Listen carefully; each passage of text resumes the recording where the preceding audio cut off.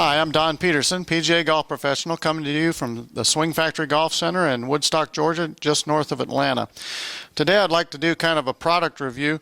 I go down to the golf show every year, and I'm always looking for new products and new training aids and things that I can use to help me with my students. And a few years back, I saw these. They're called DYNA-DISC, and it's a plastic dish that's kind of filled with air, and they're made by Exertools, and I think it's a very fine product, but I don't know that it's a good golf training tool, and that's what I wanted to talk to you about.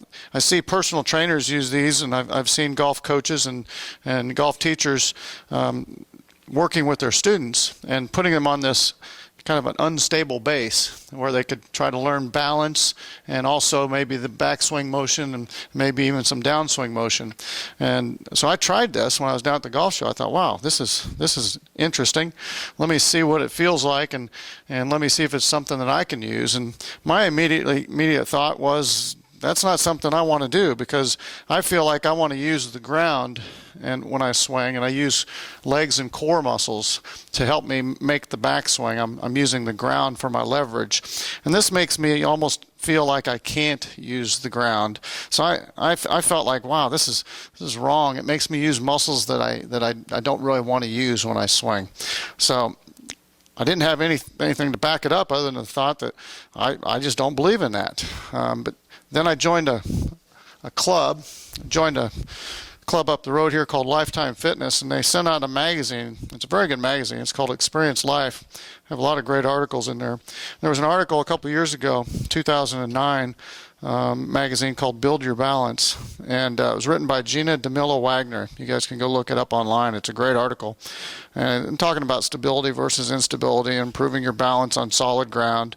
When is unstable surface training a good idea, and when is it not?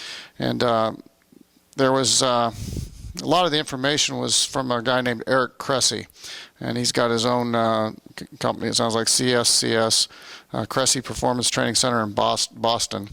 And I just wanted to quote what he said. It says, Cressy suggests that it all comes down to sport specifics, training specifically for your what sport. And it says our training needs to reflect the demands of our sports. We can't train slowly on an unstable surface and expect to be fast and powerful on a stable surface. He goes on and he says, grass and turf fields do not move, Cressy says, nor do tracks or basketball and tennis courts.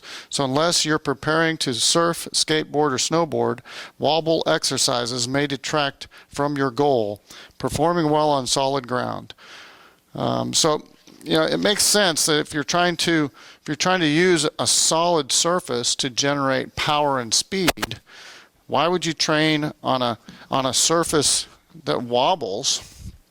And there was one last part in here where he talked about possibly the reason why you can't perform well when the surface is wobbling is because your mind won't let you. You're tentative.